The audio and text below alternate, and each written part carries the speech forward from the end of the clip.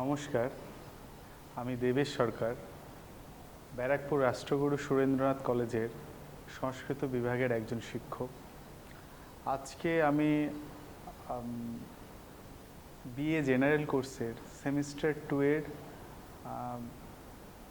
BSc 1V এই বিষয়ের যে সংস্কৃত গদ্য কাব্যের ইতিহাস রয়েছে সেই বিষয়টির উপর আলোচনা করব।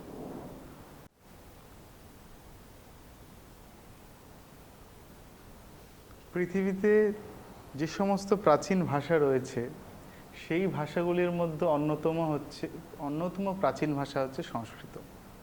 এই ভাষায় রচিত হয়েছে অসংখ্য মহাকাব্য, কাব্য। সেই কাব্যের ভেতর উল্লেখযোগ্য হচ্ছে গদ্য সাহিত্য। এই গদ্য সাহিত্যের ইতিহাস জানার আগে গদ্য কাব্য কাকে বলে সেই সম্পর্কে একটু জানা যাক। কাব্য কাব্য তাকেই বলা হয়, মানে সংস্কৃত ভাষায় যে সমস্ত রচনা হয়েছে তাদের সবগুলোকেই কাব্য বা সাহিত্য রূপে অভিহিত করা হয়ে থাকে। এই কাব্য কি? কাব্য বলতে আমরা কাকে বুঝব সেই সম্পর্কে বিভিন্ন আলংকারিক বিভিন্ন রকম মতামত দিয়েছেন। এর ভেতর উল্লেখযোগ্য হচ্ছেন সাহিত্য দর্পণকার বিশ্বনাথ কবিরাজ। তিনি কাব্যের লক্ষণ দিতে গিয়ে বলেছেন বাক্যং রসাত্মকং কাব্যম, অর্থাৎ কাব্য হচ্ছে সেই জিনিস বা কাব্য হচ্ছে সেই বিষয় যেখানে কি থাকে না, রস থাকে।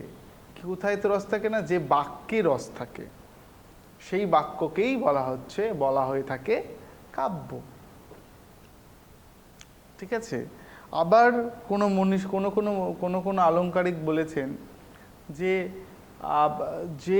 যে বাক্য বা যে সাহিত্য কি করে না, যারা সহৃদয় ব্যক্তি রয়েছে, যারা সহৃদয় পাঠক রয়েছে, সেই সহৃদয় পাঠকদের মনে আনন্দের উদ্বেল ঘটায় বা আহ্লাদ জন্মায়, তাকেই বলা হয়ে থাকে কাব্য। তো এই কাব্যের মোটামুটি দুই প্রকার ভেদ রয়েছে। বিশ্বনাথ বলেছেন দৃশ্য শ্রব্যত্ব ভেদেন পুনঃ কাব্যম দ্বিধামতম, মানে কাব্যকে তিনি দুই রকম ভাগে ভাগ করেছেন। একটি হচ্ছে দৃশ্য কাব্য এবং একটি হচ্ছে শ্রব্য কাব্য। দৃশ্য কাব্য কি না, দৃশ্য কাব্য হচ্ছে দৃশ্যং তত্রাভিনেয়ম, অর্থাৎ যা অভিনয়ের যোগ্য, যে কাব্য অভিনয়ের মাধ্যমে সহৃদয়গণেরকে রসের উপলব্ধি ঘটায়, তাদেরকে বলা হয় কি দৃশ্যকাব্য। ঠিক আছে। যেরকম আমরা জানি এই দৃশ্যকাব্যের আবার বিভিন্ন ভেদ রয়েছে, রূপক রয়েছে, উপরূপক রয়েছে। রূপকের মধ্যে আবার রয়েছে নাটক। আমরা বর্তমান সময়ে নাটক, যাত্রা, টিভি সিরিয়াল, সিনেমা দেখছি, এই সমস্ত যে চর্চা সেইগুলোকে বলা হচ্ছে কি দৃশ্যকাব্য। যেরকম রয়েছে মহাকবি কালিদাসের বিজ্ঞান শকুন্তলম, ভাসের স্বপ্নবাসব দত্তম, এই সমস্ত রচনা কি না দৃশ্য নির্ভর, অভিনয় নির্ভর, মঞ্চে অভিনয়ের মাধ্যমে তা প্রকাশ করা হয় এই সমস্ত কাব্যের ভাব। তার জন্য এই কাব্যগুলোকে বলা হচ্ছে দৃশ্যকাব্য। অপরদিকে রয়েছে কি না শ্রব্য কাব্য। শ্রব্য কাব্য কি বলেছে? শ্রব্য কাব্য হচ্ছে যে কাব্য শুনে তার রস গ্রহণ করা হয়, তাদের বলা হয় শ্রব্য কাব্য। আমরা বর্তমান সময়ে সাহিত্য বলতে যে সমস্ত বিষয়কে বুঝি সেগুলো মোটামুটিভাবে শ্রব্য কাব্যের অন্তর্গত। কি রকম শ্রব্য কাব্য না, রঘুবংশম, কিরাতার্জুনীয়ম, এই সমস্ত রচনা হচ্ছে শ্রব্য কাব্যের উদাহরণ। রামায়ণ, মহাভারত, বেদাদি শাস্ত্র, যেগুলো কি হয় শুধুমাত্র শুনে শুনে তার রস গ্রহণ করা হয়, শ্রবণের মাধ্যমে বা পাঠ করার মাধ্যমে তার রস শ্রবণ করা হয়, তার জন্য এগুলোকে কি বলা হচ্ছে শ্রব্য কাব্য। ঠিক আছে। তাহলে আমরা যে গদ্যকাব্য নিয়ে আলোচনা করব, সেই গদ্যকাব্য এই গদ্যকাব্য এই শ্রব্যকাব্যেরই অন্তর্গত।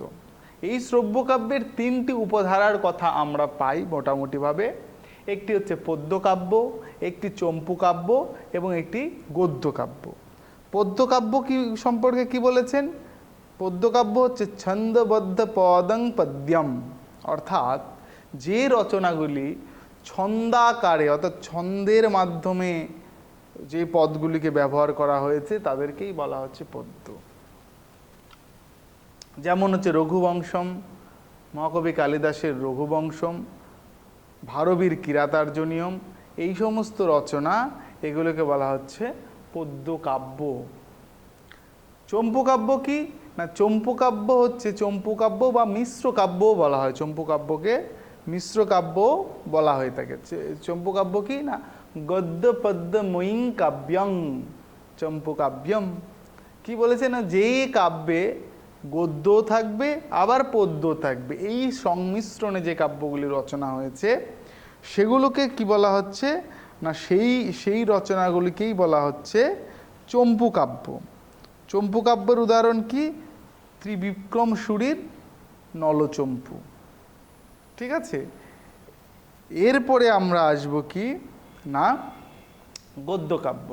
গদ্যকাব্য সম্পর্কে বলতে গিয়ে দণ্ডী, আচার্য দণ্ডী, মহর্ষি দণ্ডী তার কাব্যাদর্শে গ্রন্থে গদ্যের লক্ষণ দিতে গিয়ে বলেছেন অপাদ পদ সন্তান গদ্যম, অর্থাৎ কি, যেই রচনায় কোনো কি থাকে না, পাদ থাকে না বা চরণবিহীন, এবং কি অর্থ সমন্বিত অর্থযুক্ত, কিন্তু কোনো কি থাকবে না, পাদ বা চরণ থাকবে না, সেই রচনাগুলিকেই কি বলা হবে, গদ্য বলা হবে। এই গদ্য কাব্যগুলি হচ্ছে মানে কি না, কবিদের কাছে কোষ্ঠী পাথরের তুল্য, কবিদের কাছে মহামূল্যবান। সেই জন্য বলা হয়েছে গদ্যং কবিরাং নিকষং বদন্তি, অর্থাৎ গদ্যই যে সমস্ত শ্রব্য কাব্য মিশ্র কাব্য রয়েছে তার ভিতর গদ্য কাব্য হচ্ছে উল্লেখযোগ্য। গদ্য কাব্যের যে ভাব ও গদ্য কাব্যের যে অলঙ্কার সেগুলো কোষ্ঠী পাথরের তুল্য। ঠিক আছে, এই গদ্য কাব্যের লক্ষণ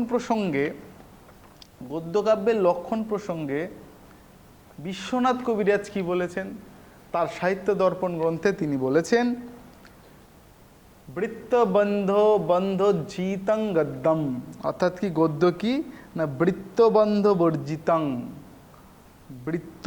বৃত্তবন্ধ কি না, ছন্দবিহীন, অর্থাৎ যেই রচনায় কোনো ছন্দ থাকবে না, যেই রচনায় কোনো রকম ছন্দ থাকবে না, সেই রচনাকেই বলা হবে কি না গদ্য কাব্য।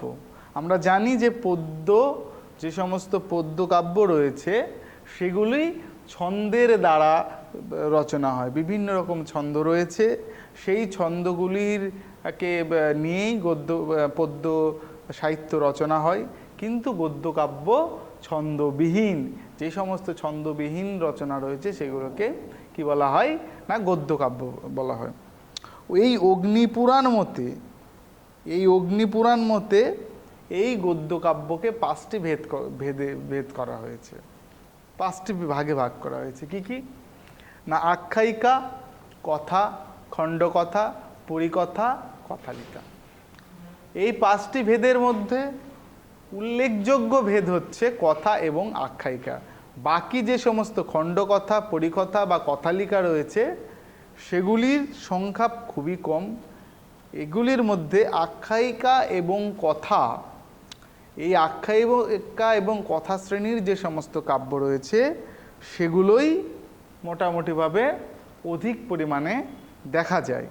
এই সম্পর্কে আলোচনা করার আগে আমরা গদ্যকাব্যের যে ইতিহাস রয়েছে সেই গদ্যকাব্যের ইতিহাসের দিকে একটু মনোনিবেশ করা যাক, যে এই গদ্যকাব্যের উৎপত্তি কোথায় থেকে হলো।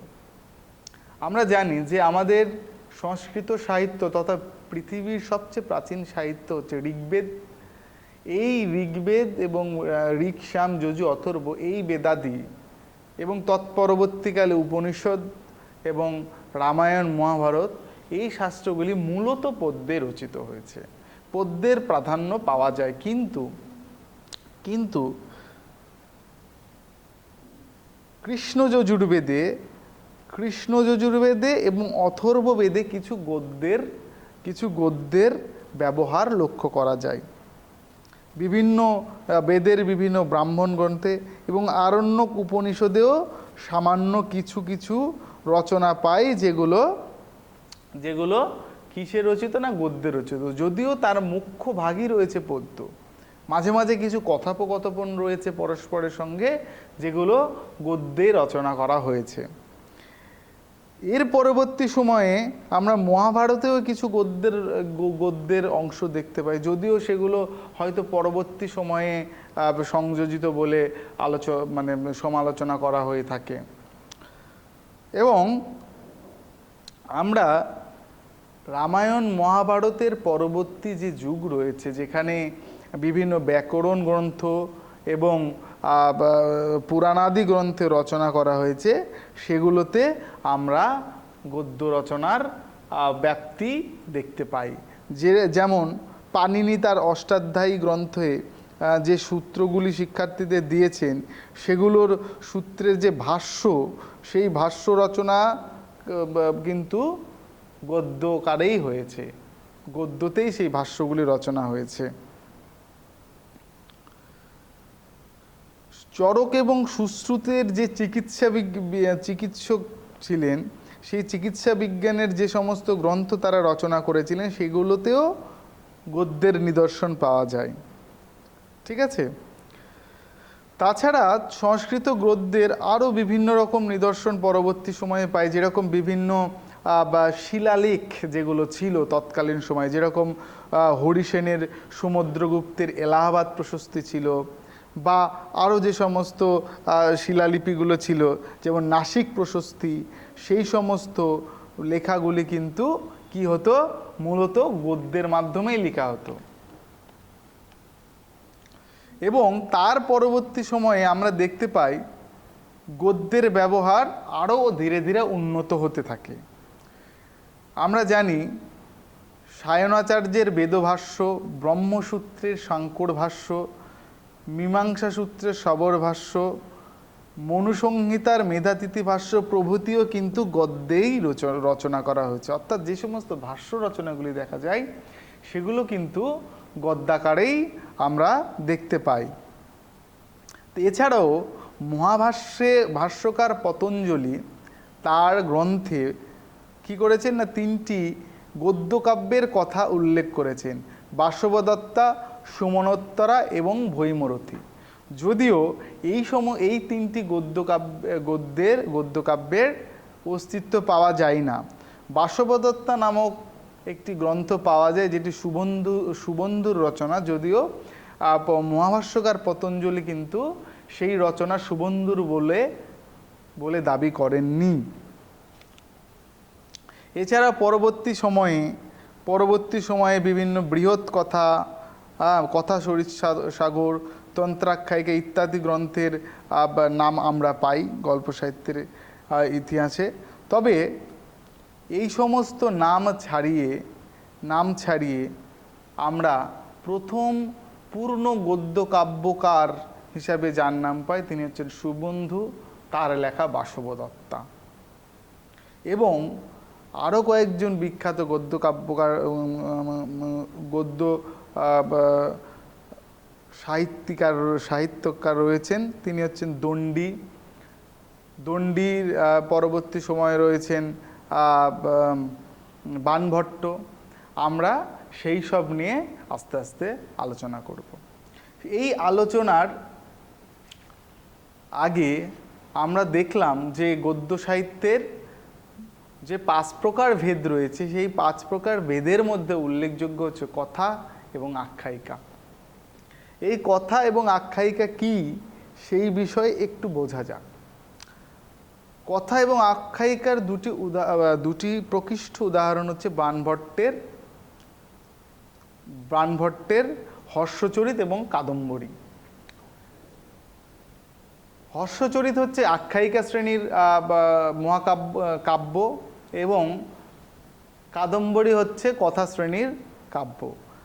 তো এই দুটির পার্থক্য কি না, কথা শ্রেণীর যে গদ্য কাব্য রয়েছে সেগুলো মোটামুটি কল্পিত কাহিনী অবলম্বনে রচিত হয়, অর্থাৎ কি যার মূল গল্পটা কল্পনা কেন্দ্রিক, কোনো বাস্তব বা সত্য ঘটনার সেখানে কোনো স্থান নেই। কিন্তু আখ্যায়িকার ক্ষেত্রে দেখা যায় যে যে ঘটনা লেখা হবে সেটার সত্য ভিত্তি থাকবে এবং বা কোনো ঐতিহাসিক কোনো প্রেক্ষাপট অবলম্বনে রচনা করা হবে। সেই হিসাবে কাদম্বরী আমরা দেখতে পাই সেখানকার যে রচনা রয়েছে সেই রচনাটা কল্পিত। অপরদিকে হর্ষচরিত থানেশ্বরের পুষ্যবতী বংশের রাজা হর্ষবর্ধনের কাহিনী অবলম্বনে রচিত হয়েছে। কথায় নায়ক ব্যতীত অন্য কেউ বক্তা হবেন, অর্থাৎ বক্তা নায়ক হবেন না, অন্য কোনো একজন চরিত্র হতে পারে বা কথক হতে পারে বা অন্য কেউ হতে পারে, সেটি সংস্কৃত বা অপভ্রংশ ভাষাতে রচিত হবে। অর্থাৎ কথা শ্রেণীর যে সমস্ত গদ্য কাব্য রয়েছে সেগুলো সংস্কৃতেও রচনা হতে পারে বা অন্য কোনো অপভ্রংশ ভাষাতেও রচনা হতে পারে। আখ্যায়িকা ঠিক তার উল্টো, আখ্যায়িকাই বক্তা হবেন নায়ক নিজেই, অর্থাৎ নায়ক নিজেই সেই গদ্যকাব্যের বক্তা, এবং সেটা কি হবে সংস্কৃত ভাষাতে এবং সরল গদ্যে রচিত হবে। তো আমরা এই আলোচনা থেকে একটা বিষয় দেখতে পাবো, এছাড়াও আরও বিভিন্ন আলংকারিক বিভিন্ন রকম ভাগ করেছেন। কেউ কেউ বলেছেন যে কথা কাব্যের যে পরিচ্ছেদগুলো হবে সেগুলি উচ্ছ্বাস বলে বিভক্ত হবে এবং আখ্যায়িকার যে সমস্ত ভাগগুলি হবে সেগুলি উচ্ছ্বাস নাম হতেও পারে, নাও হতে পারে। ঠিক আছে, এইরকমভাবে বিভিন্ন আলংকারিকগণ কথা এবং আখ্যায়িকার বিভিন্ন রকমের বর্ণনা দিয়েছেন। তার ভেতর আমরা বললাম যে কাদম্বরী, যেহেতু কাদম্বরীর একটি কল্পিত কাহিনী, কাদম্বরীর নায়ক ব্যতীত অন্য কেউ বক্তা এবং কাদম্বরী সংস্কৃত ভাষায় রচনা করা হয়েছে, তার জন্য কাদম্বরী কথা শ্রেণীর। আর হর্ষচরিত যেহেতু হর্ষবর্ধনের জীবনীমূলক একটি কাহিনী, তাই এটি সত্য এবং ঐতিহাসিক বলেই আমরা মনে করি, এবং বক্তা এখানে নায়ক নিজেই এবং সংস্কৃত ভাষায় রচনা করেছে। অতএব এই বিষয়টি বোঝা যাচ্ছে যে বাণভট্ট তার দুটি রচনায় যে গদ্যকাব্যের দুটি ভেদ রয়েছে সেই ভেদকে অবলম্বন করেই লিখেছেন। আমরা আজ মোটামুটি তিনজন গদ্যকাব্য, অর্থাৎ গদ্যকাব্যের তিন ত্রয়ী বলা হয়, কারা না সুবন্ধু, দণ্ডী ও বাণভট্ট, এই তিনজনের তিনটি রচনা সম্পর্কে সংক্ষেপিত আলোচনা করব। সবার প্রথমে যার বিষয়ে আলোচনা করব তিনি হচ্ছেন সুবন্ধু। সুবন্ধুর সময়কাল যদি আমরা বলতে হয় তাহলে বলতে হবে তিনি মোটামুটি ৫ম থেকে ৭ম শতকের মধ্যে কোনো এক সময়ের কবি ছিলেন। সেই বিষয়ে বিভিন্ন রকম বিতর্ক পাওয়া যায়। এবং তিনি কি ছিলেন? তিনি একজন কাশ্মীরি ব্রাহ্মণ পরিবারের সন্তান ছিলেন। এই গদ্যকাব্যের রচয়িতা সুবন্ধু হচ্ছেন সংস্কৃত সাহিত্যের একজন অন্যতম রত্ন। হর্ষচরিতে, মানে আমরা বাণভট্টের হর্ষচরিত গ্রন্থেও এই সুবন্ধুর প্রশংসাসূচক একটি শ্লোক পাই, এবং সেখানে আমরা দেখতে পাই হর্ষবর্ধন সুবন্ধুর গুণকীর্তন করে বলেছেন তার রচিত বাসবদত্তা কি করেছেন, রচনার দ্বারা অন্যান্য যে সমস্ত কবি ছিলেন তাদের যে দর্প ছিলেন সেই দর্প চূর্ণ করেছিলেন। এছাড়াও আমরা বিভিন্ন রচনার মাধ্যমে সুবন্ধুর বিভিন্ন রকমভাবে নামকরণ পেয়ে থাকি। তার পরবর্তী সময়ে সপ্তম শতকে বাক্পতিরাজের গৌরবহ বলে যে ঐতিহাসিক কাব্য রয়েছে, সেই ঐতিহাসিক কাব্যে আমরা বিভিন্ন আরও যে সমস্ত সাহিত্যিক রয়েছে, কালিদাস প্রভৃতি সাহিত্যিক, তাদের নামের পাশাপাশি সুবন্ধুর নাম পেয়ে থাকে। এই কারণে অনুমান করা হয় যে সুবন্ধু মোটামুটিভাবে সপ্তম শতকের আগে কোনো এক সময়ে বর্তমান ছিলেন। সুবন্ধুর রচনা হচ্ছে বাসবদত্তা। এই বাসবদত্তা গদ্য সাহিত্যের একটি অগ্রগণ্য সাহিত্য। বাসবদত্তা কথা শ্রেণীর কাব্য, অর্থাৎ কি বাসবদত্তার যে গল্পটি রয়েছে সেটি ঐতিহাসিক নয়, সেটি কি না কবিকল্পিত। মনে করা হয় তিনি পূর্ববর্তী কোনো গ্রন্থ থেকে গুণাঢ্যের বৃহৎ কথা অবলম্বনে এটি রচনা করেছেন, যদিও সেটি সমালোচনামূলক। তারপরেও বলা হয় গুণাঢ্যের বৃহৎ কথা থেকে তিনি অনুপ্রেরণা নিয়েছেন এই লেখাটিতে। তো বাসবদত্তার মূল কাহিনীর দিকে যদি দৃষ্টি নিক্ষেপ করা যায় তাহলে দেখা যায় যে রাজা চিন্তামণির পুত্র কন্দর্পকেতু তিনি কোনো একদিন স্বপ্নে এক সুন্দরী রাজকুমারীকে দেখেন এবং তার প্রেমে আত্মহারা হয়ে যান। সেই স্বপ্নভঙ্গের পরবর্তী সময়ে তিনি তার প্রিয় মিত্র মকরন্দকে সঙ্গে নিয়ে তার স্বপ্নে দেখা রাজকুমারীর খোঁজে বেরিয়ে পড়েন এবং তারপর ঘুরতে ঘুরতে কোনো একদিন তারা বিন্ধ্যারণ্যে এসে উপস্থিত হন এবং সেখানে রাত্রি যাপনকালে কোনো বৃক্ষের উপর থেকে শুক দম্পতির কথোপকথনের মাধ্যমে জানতে পারেন যে কুসুমপুরের রাজা, কুসুমপুর মানে বর্তমান পাটলিপুত্রের রাজা, পাটলিপুত্রের রাজা শৃঙ্গার শেখরের কন্যা বাসবদত্তা ঠিক এই রকম মানে কোনো এক রাজপুত্রের সঙ্গে নিয়ে স্বপ্ন দেখেন এবং তিনিও তাকে দেখার জন্য আগ্রহী হন এবং তার বান্ধবী তমালিকাকে প্রেরণ করেন। সেই শুকদম্পতির কথা শুনে কন্দর্পকেতু বুঝতে পারেন যে এই রাজকন্যাই তার স্বপ্নে দেখা রাজকন্যা। তিনি তখন সেই রাজকন্যাকে পাওয়ার জন্য কুসুমপুরে যান এবং তমালিকার সাহায্যে সেই রাজকন্যার সঙ্গে পরস্পরে দেখা করেন। কিন্তু সেই রাজকুমারীর পিতা সেই রাজকুমারীর নামই বাসবদত্তা এবং তার বাসবদত্তার পিতা শৃঙ্গারশেখর কি করেন না অন্য একজন রাজকুমারের সঙ্গে, অন্য একজন পণ্ডিতের সঙ্গে তার বিবাহ ঠিক করেন, যদিও বাসবদত্তার সেই বিবাহে কোনো সম্মতি ছিল না এবং তারা রাজকুমার কন্দর্পকেতু বাসবদত্তাকে নিয়ে পালিয়ে আসেন এবং পালিয়ে এসে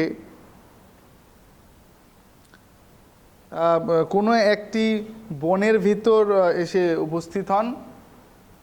সকালবেলা যখন বাসবদত্তা খাবারের খোঁজে বেরিয়ে যান সেখানে দুজন কিরাতের সঙ্গে দেখা হয়।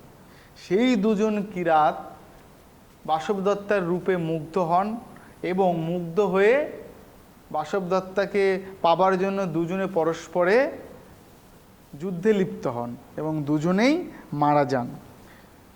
আশ্রমের ঋষি সেই আশ্রম প্রাঙ্গণে বা সেই বন প্রাঙ্গণে দুজন কিরাতের রক্তাক্ত দেহ দেখে এবং আশ্রমের শান্তি বিঘ্ন হেতু বাসব দত্তাকে অভিশাপ দেন এবং অভিশাপের দ্বারা তিনি পাথরে পরিণত হন।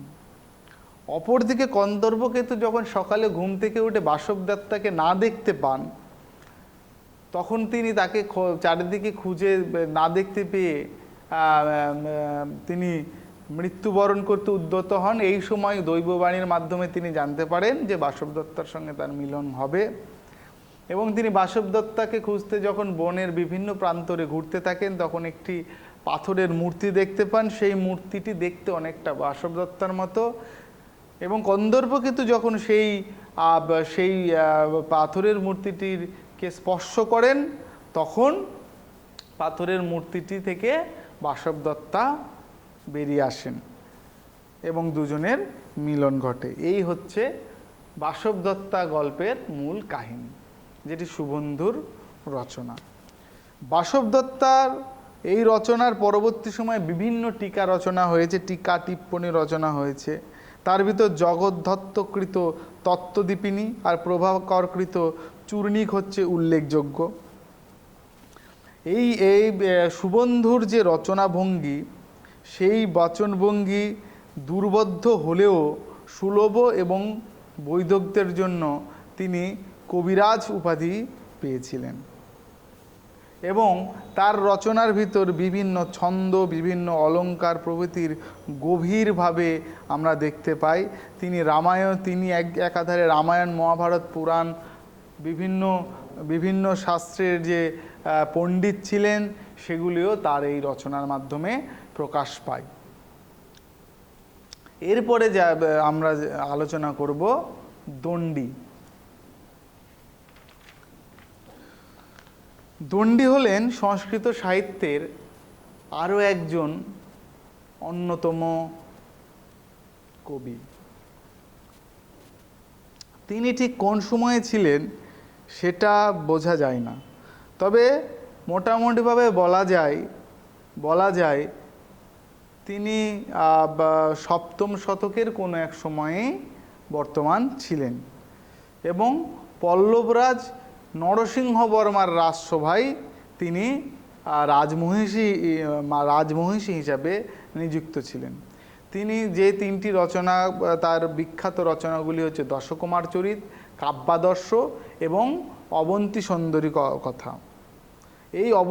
এই তিনটি রচনার ভিতর কাব্যাদর্শ হচ্ছে অলঙ্কার শ্রেণীর রচনা, অর্থাৎ এটি একটি আলঙ্কারিক কাব্য, অলঙ্কার কাব্য।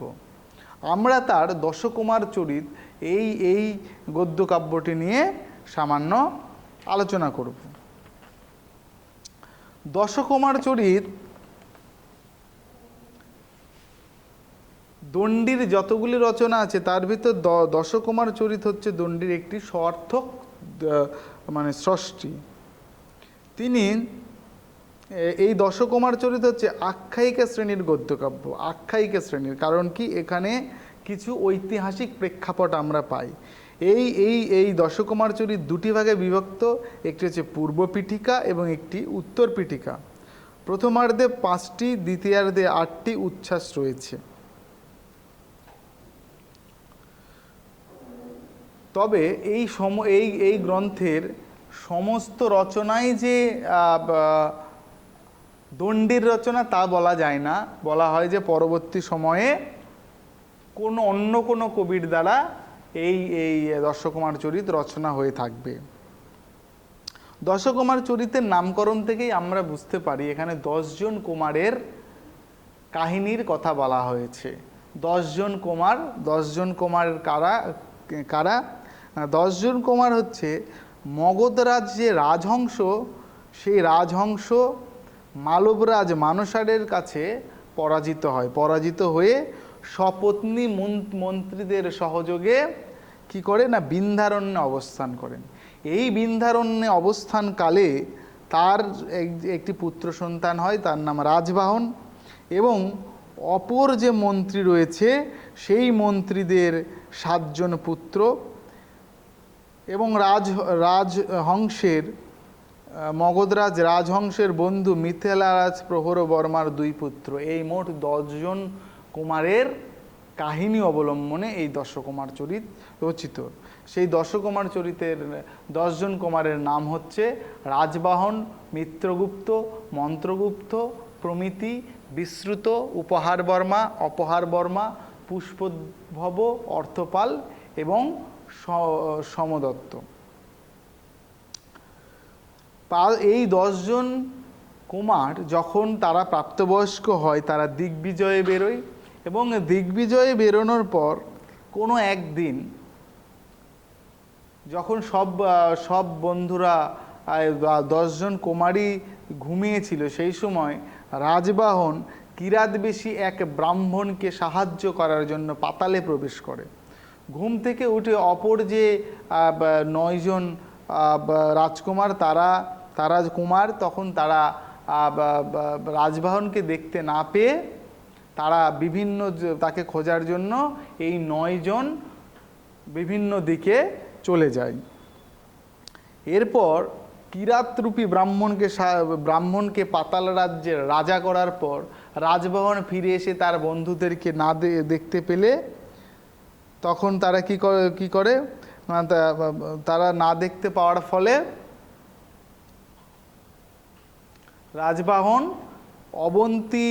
রাজবাহনও খুঁজতে চলে যায় এবং অবন্তী নগরীতে গিয়ে রাজকন্যা অবন্তী সুন্দরীকে দেখে এবং তার সঙ্গে প্রণয় ও বিবাহ করেন। তারপর ভাগ্যক্রমে সব কুমাররা একসাথে হন এবং নিজেদের অভিজ্ঞতার কথা বর্ণনা করেন। এই যে তারা নিজেদের অভিজ্ঞতার কথা পরস্পরে বর্ণনা করেন, সেই অভিজ্ঞতার বর্ণনাই হচ্ছে দশকুমার চরিতের মূল উপভোগ্য বিষয়। এবং এই 10 জন কুমারের যে বর্ণনা করা হয়েছে, সেই বর্ণনাগুলিতে মূলত দেখা গেছে সেই সময়ে তৎকালীন সময়ে যে চর্যবৃত্তি, তৎকালীন সময়ে যে সমাজ ব্যবস্থা, সেই সময়ের ব্যবসা বাণিজ্য, সেই সময়ের সামাজিক, অর্থনৈতিক এবং রাজনৈতিক যে সমস্ত প্রেক্ষিত ছিল, সেই প্রেক্ষিতগুলোকে এই দশকুমার চরিত এই গ্রন্থে বর্ণনা করা হয়েছে। এরপর আমরা পড়ব বাণভট্ট সম্পর্কে। বাণভট্ট সংস্কৃত সাহিত্যের একটি উজ্জ্বল নক্ষত্র। তার পিতার নাম চিত্রভানু এবং মাতা রাজ্যদেবী। তিনিও মোটামুটিভাবে 7ম শতাব্দীর কবি ছিলেন। থানেশ্বরের পুষ্যবতী বংশের রাজা হর্ষবর্ধনের সভাকবি এবং বন্ধু ছিলেন বাণভট্ট। বাণভট্টের জীবনী সম্পর্কে অনেক গল্পকথা বিভিন্নভাবে রচিত রয়েছে। মনে করা হয় যে বাণভট্টের খুব ছোটবেলায় পিতা এবং মাতা মারা যায় এবং এরপর বাণভট্ট ভারতবর্ষের বিভিন্ন অঞ্চলে ঘুরে দেখেন এবং বিভিন্ন অঞ্চলে ঘুরে দেখার ফলে তিনি বিভিন্ন সংস্কৃতি, বিভিন্ন ভাষা, বিভিন্ন মানুষের সঙ্গে মিলিত হন এবং তাদের যে ভাষা সংস্কৃতি সম্পর্কে তার বিভিন্ন অভিজ্ঞতা অর্জন করেন। সেই অভিজ্ঞতাগুলি তিনি তার রচনাগুলির মাধ্যমে প্রস্ফুটিত করেছেন। বাণভট্টের 2টি উল্লেখযোগ্য রচনা হচ্ছে হর্ষচরিত ও কাদম্বরী। আমরা একটু আগে আলোচনা করেছি, হর্ষচরিত হচ্ছে আখ্যায়িকা শ্রেণীর কাব্য এবং কাদম্বরী কথা শ্রেণীর কাব্য। হর্ষচরিত আমরা কাদম্বরী এই কাব্যটি সম্পর্কেই আলোচনা করব। কাদম্বরী হচ্ছে 3টি জন্মের কথা, অর্থাৎ 3টি জন্মের বৃত্তান্ত। কাদম্বরী শব্দের অর্থ হচ্ছে সুরা বা মদ। যেমনভাবে কাউকে আসক্ত করতে পারে, ঠিক সেরকম এই কাদম্বরীর প্রতিটি ছত্রে ছত্রে, কাদম্বরী রচনার প্রতিটি ছত্রে সহৃদয় পাঠকদের মনেও মাদকতার সৃষ্টি করতে পারে।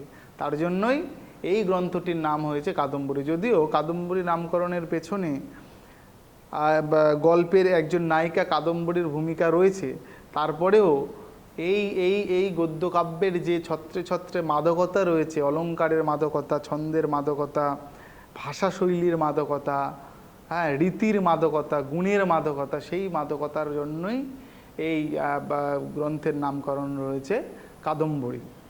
কাদম্বরী গ্রন্থটি মনে করা হয় গুণাঢ্য রচিত বৃহৎ কথা অবলম্বনে রচিত হয়েছে, যদিও সেটি সংশয়সূচক এবং তার কোনো ঐতিহাসিক ভিত্তি নেই। গল্পটির মূল প্রেক্ষাপট নায়ক এবং নায়িকের তিনটি জন্মকে কেন্দ্র করেই ঘটেছে। প্রথম জন্মে পুণ্ডরিক এবং মহেশ্বেতা, পরের জন্মে বৈশম্পায়ন এবং মহেশ্বেতা, এবং তার পরবর্তী সময়ে শুক এবং মহেশ্বেতা, এই তিনটি জন্মের বিভিন্ন কাহিনীকে অবলম্বন করেই এই কাদম্বরী গদ্য কাব্যটি জাল বিস্তৃত হয়েছে। বিদিশা নগরীতে শুরুতে এরকম ঘটনাটি যে বিদিশা নগরীর রাজা শূদ্র, তার রাজসভায় কোনো একদিন এক চণ্ডাল কন্যা এক শুক পাখিকে নিয়ে আসে এবং সেই শুক পাখিটি কথা বলতে পারত।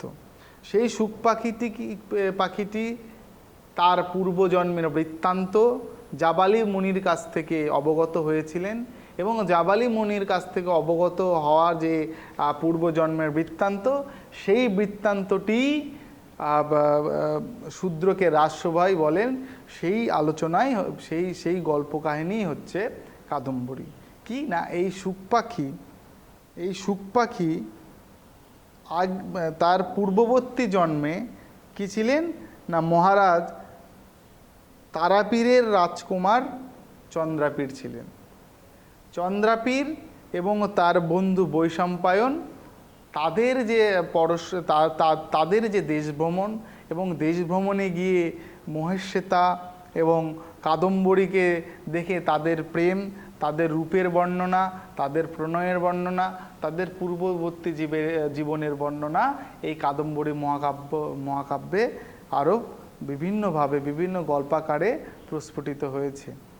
সেগুলিকে নিয়ে দীর্ঘ আলোচনার ভিতর প্রবেশ করছি না। সংস্কৃত গদ্য সাহিত্যের ধারায় দণ্ডী, সুবন্ধু এবং বাণভট্টের যে কতটা অবদান, তাদের রচনার মাধ্যমে সংস্কৃত গদ্য সাহিত্যে কতটা সমৃদ্ধ লাভ করেছে, সেই বিষয়েই আজকে আমার আলোচনা ছিল।